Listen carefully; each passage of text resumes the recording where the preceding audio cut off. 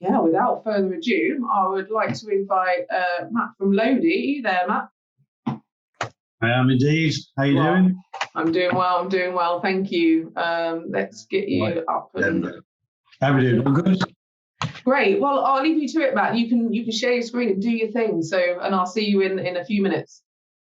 No worries. Great. Thanks, Natalie. Good morning, everybody. Matt Towler here from Lodi UK.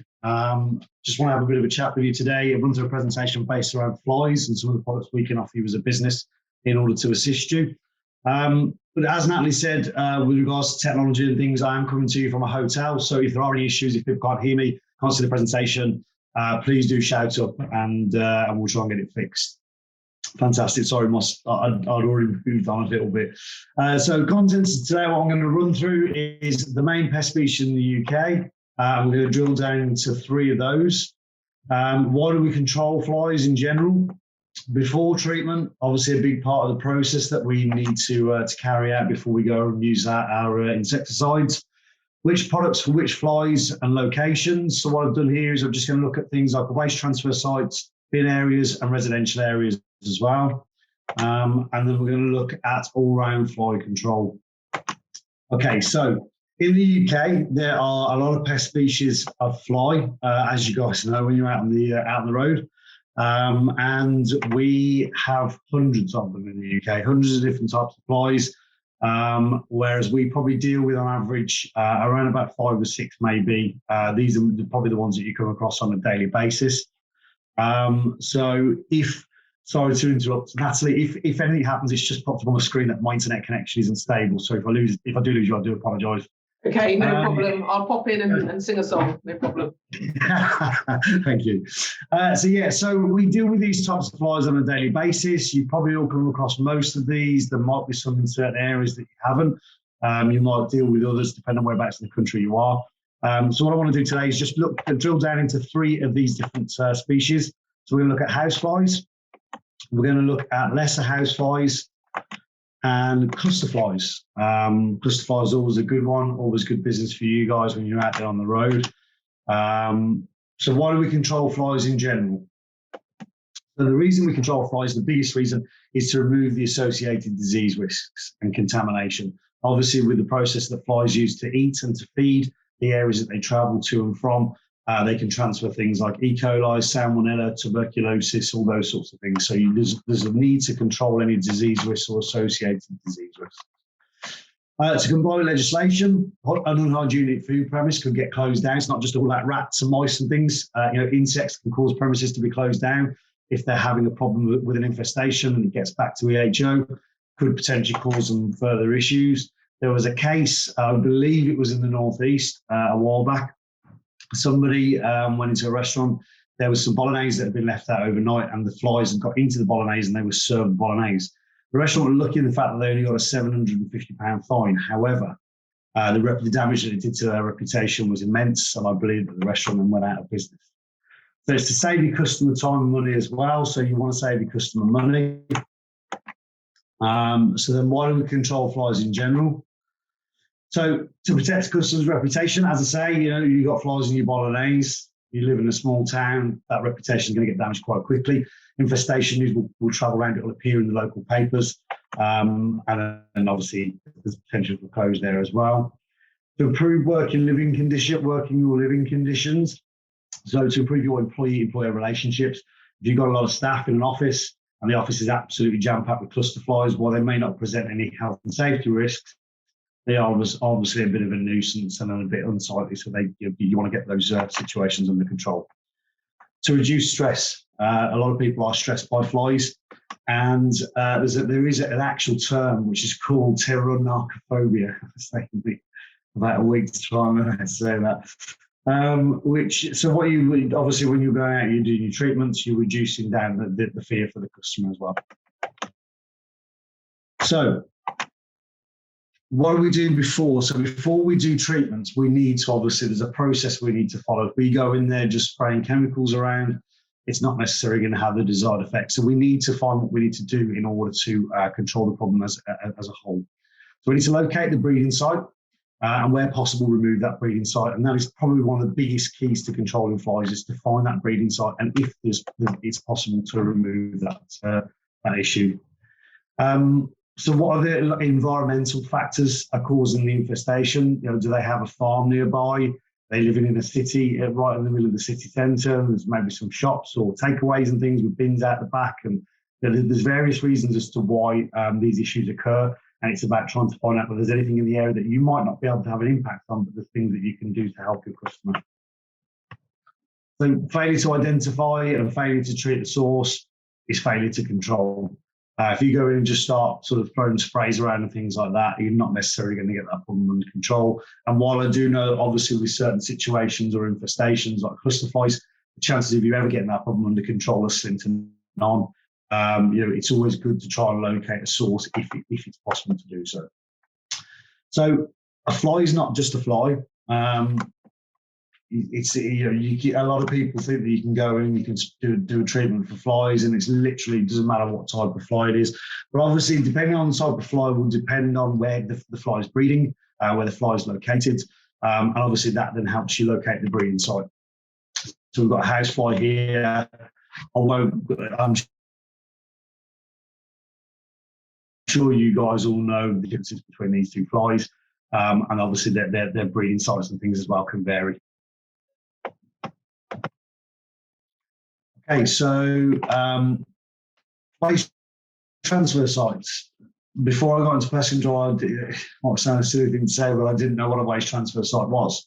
I had no clue at all. So, a waste transfer site is where all our waste goes, and then it's separated, it's sorted out, and then it's sent into recycling, landfill, or to incineration. So there's lots of different processes that need to be followed. That obviously helps reduce the amount of waste going to landfill, which therefore helps the impact on the environment, helps us get more recyclables out there and things like that. So it helps us in general.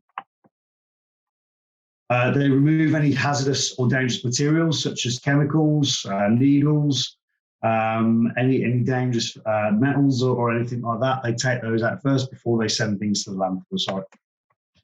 And as you can imagine, flies are hugely attracted to these types of areas. And they provide the perfect breeding site. They provide a food source. They literally give them everything they need. Okay, so when we're in waste transfer sites, probably two of the biggest flies that we deal with in this area in terms of problems are house flies and lesser house flies. You might get all these other flies as well, but these are the two that you need to primarily focus on. And what products are out there for you in terms of being able to deal with these. So there's a couple of maybe a little bit more known products that you can use in these types of areas. So I want to talk about two of those now. And the first one is 21, which is a Lodi branded product. It's a wettable powder, basically, very similar to C40WB, but this one contains a 10% azimuthos. So it's got a very, very good active. It's got a very good knockdown, and it has a really good residual on it as well. So it works by two means of control. You have ingestion, you have contact. So you've got the two process there. So if they're not coming directly into contact with it, they'll seek it out and they'll feed from it as well. And it will give you up to 12 weeks. As I said, that residual on it is really, really good, and it's elastable. So basically what you can do with this product is you mix it with water, 500 grams to 500 mils of water, and then you paint it in large board strips. Now, what a lot of people do is they hang the boards out in the waste transfer site in certain areas where they're getting major issues with flies. The flies land on the area that isn't treated, and then they walk over to the treated area and feed from that, and that's how it works. If you want to use it as a surface spray, you can mix it with 5 litres of water as you would do any other weapon powder, and then just apply it as a surface spray to the affected areas. Okay, so maggots, again, probably not a massively known product within the pest control industry, but it is a fantastic product. It's a uniquely formulated growth regulator, so very similar to an S-methoprene. This is a chromazine. So what you can do with this product is sprinkle it directly onto the breeding site. It does probably work a little bit better in terms of coverage if you actually mix it down with water, and it'll give you a lot better a wider coverage in terms of your treatments. So it attacks the larvae, as the same with all insect growth regulators. It will attack the larvae to prevent them from completing their life cycle. And then it also helps with the I can't even say that word, liquefaction of waste, making it easier to remove. So you haven't got all that waste breaking down too much, so it's not too sloppy and runny, and you can actually remove it a lot easier. And you can use it along with other products. Obviously, don't use it with the products at the same time. That's not allowed. You can use it if you're using 21 in an area and you've got them on boards, you've painted it onto your boards. You can then use maggots in a similar sort of area where you're working, where there's a major issue, in order to treat the waste itself. Okay, so another one I want to look at is bin areas, external areas. So as you can see here, we've got a really large problem with rubbish that's been piling up. The biggest cause of flies there is that situation. So what we want to do first is remove the rubbish if it is problematic. Excuse me. And then recommend the bins to be cleaned and washed as well. Obviously, that's something you can offer to do as part of your service if you want to. A lot of you might not want to do that. That could be something that you can use as an add-on to your customer. And then just recommend a general house clean where needed. Again, as we said before, and house cleaning is a big part of that as well. So in terms of products, we have a fly bag, the Organex Pro Formula Fly Trap. It's a non-toxic solution, so it's great in terms of protecting the environment. The particular one that we have is an extra large fly trap, and it will catch up to 40,000 flies, which I believe is double the capacity of most of the fly bags on the market. And it's made from durable plastic as well. These bags are incredibly strong, and the chances of them breaking are very, very slim, which obviously then reduces the risk for anything to leak out. And, I mean, as I say, it is organic, but it doesn't smell the best. External areas, bin areas, gardens, perimeter lines, anywhere really externally. Don't put them too close to a property or to a business or to a building of any kind. Move them away. You want to pull the flies away from the building, not draw them into it. Okay, so in terms of residential premises, we're looking at cluster flies. I'm pretty sure everybody knows what a cluster fly is. There might be certain inner city areas where you don't really deal with these on a regular basis. They're a very large insect, come in various different colours and shades. They are a very large insect, characteristic by their docile behaviour when we have days of warm sunshine, especially in the middle of the winter and things like that, where they then venture down from roof spaces and gather and muster in the windows. They are quite a large fly, easy to identify. So one of the best products we have on the market for cluster flies is Diagrain Perviochoc. It comes in a 5 litre and 1 litre ready to use. And it's a permethrin and tetramethrin mix. So you've got a really good knockdown in there, and you've got a very, very good residual. So it's an absolutely fantastic product. Being oil-based, it will last a lot longer, around about 3 months. What I will say is, obviously, just do your risk assessments first. Make sure you use it in the right locations. Don't use it anywhere it's going to cause a potential slip or trip hazard. Spray around the window frames to treat cluster flies. And you can fog it as well. So it's a really good product that you can fog in roof spaces. But as we always say, you need to check first for bats and to carry out a risk assessment as well. Okay, so one shots. I'm pretty sure everybody uses these. If you've not got them on you at the moment, I'm sure you've used them in the past. These are a fantastic product, been around for a while. They're a Lodi branded product, and they contain an imipethrin and siphonophrine, and now they have a 0.01% natural pyrethrin in them as well. They have one shot automatic release, really, really simple and straightforward. And it's around about 100% efficiency against flies within about 3 minutes. So you get a very, very good control quite quickly as well. Covers around about 365 cubic meters. And as usual as well, if you're using them in roof space, the roof voids, then you need to check for bats and carry out your risk assessments as well.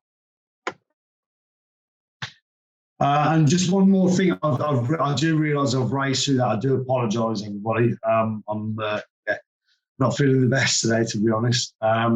But I've literally put some things on here for you. You know, we are a chemicals company. We do appreciate there are other methods of control out there as well, and it wouldn't be fair of us to not mention these things. We don't supply these things, but things like fly killers, fly screens, you know, they're always a good form of control when dealing with flies. So it's always best to look at those things and I'll see whether they're an option for your customer, whether you can put those out. Any questions? Great, thanks, Matt. Yeah, you certainly. Sorry about that. Where's my video? Why can't I open my video? Let's see. I'm having technology issues now. The host to stop me. Lauren, let me show my video. Do you want to see me? Yeah, no, thank you for that, Matt. That's great. I can't. Oh, I've got 2 questions in the Q&A bit actually. Again, apologies, you can't see me. There we go. You can see me now. You see, I like to take the power away from me, Matt. I think they kind of get a bit, you know, Natalie has too much power on these things. We need to take some of it away and like stop a video.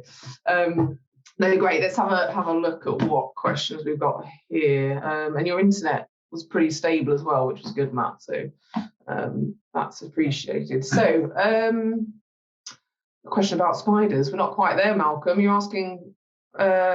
Okay, so will Phobie one-shot work against arachnids, specifically false widows? I believe it is licensed on the label for arachnids. Obviously, it needs to be specifically licensed against that type of species. So yes, arachnids are on the label for one-shots, and Phobie caps, I believe, as well as arachnids on the label.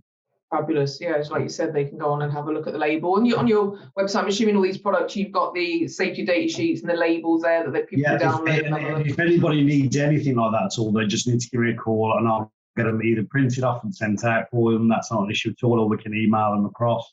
Whatever they need from them, just give me a shout and I'll sort it out, no worries. Mm-hmm.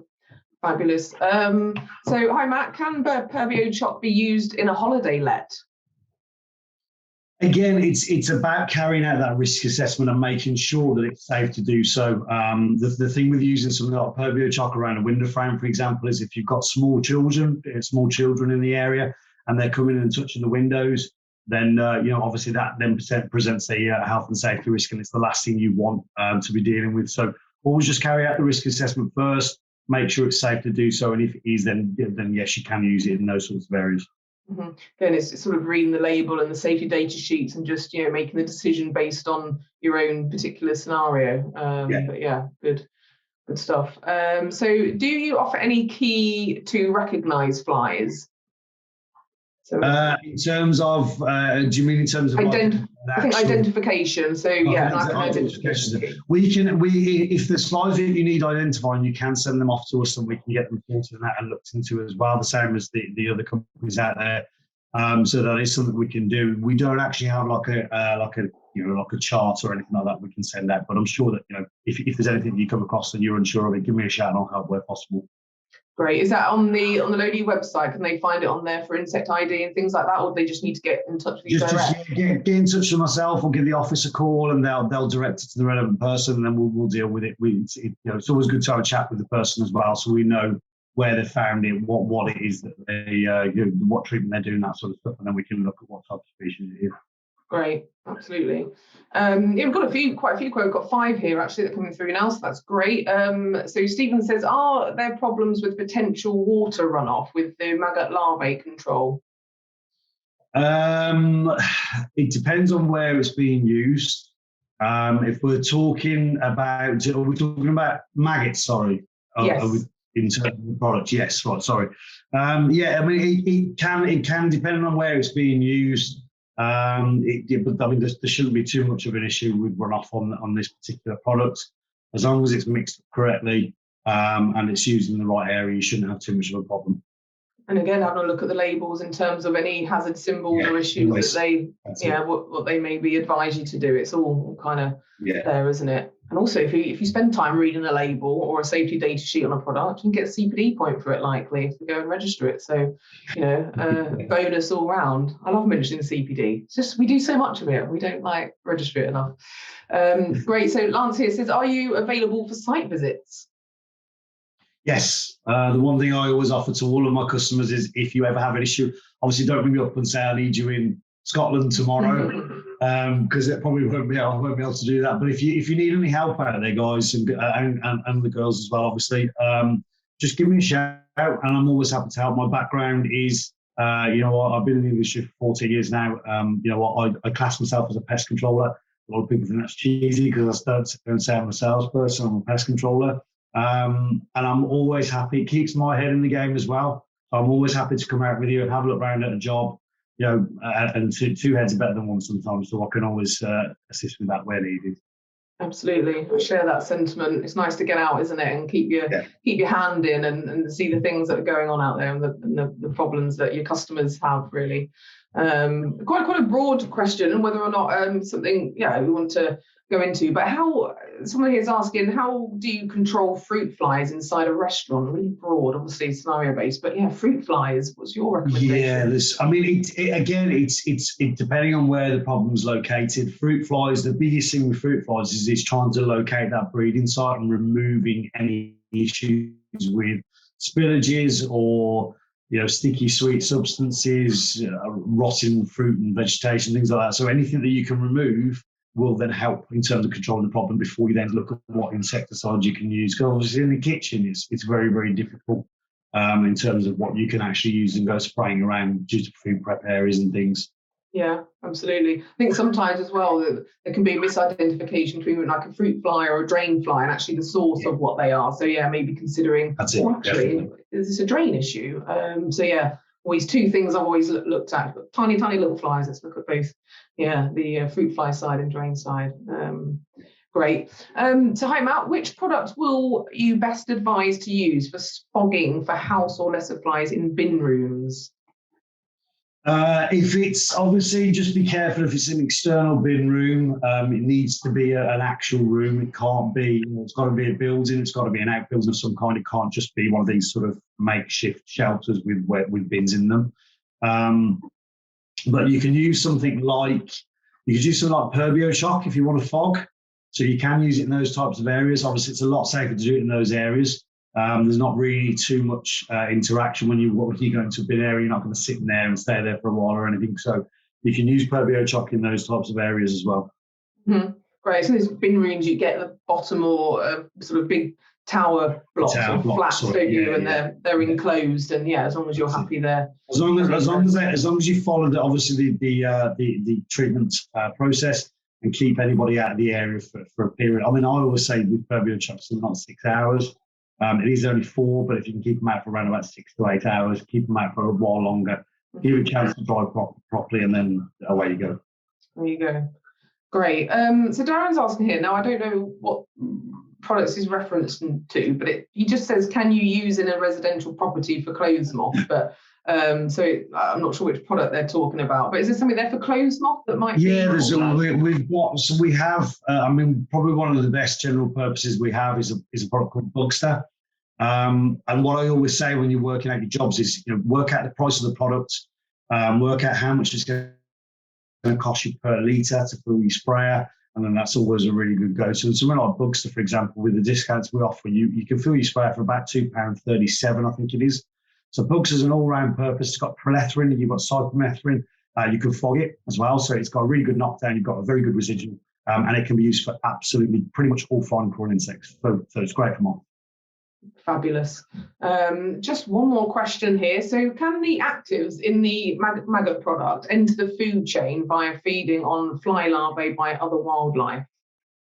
There's always a potential and always a concern that anything can get into the food chain depending on where it's being used. It's not, I'll be honest with you, it's not a question I've been asked before. I can certainly have a look into it and find out, and I can have a chat with our French team while I'm with them over the next few days. So I can always ask the question, but it's not, if it's being used in the right location, there shouldn't really be much in terms of predation that's being taken back out into the environment. Mm-hmm.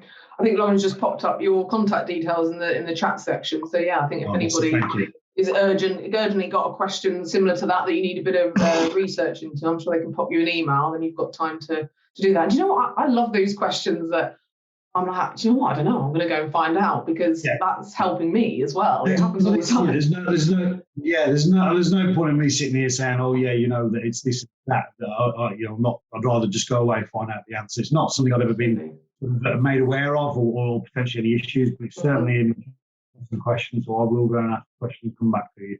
Yeah, I mean, during the HSE authorization process, they always look at stuff like that, don't they? So they obviously, there isn't a major concern. There can't be, otherwise they wouldn't have authorized it. But yeah, still, whether there's technically a possibility, but hopefully nothing we need to worry about. As I said, if the HSE have said good to go.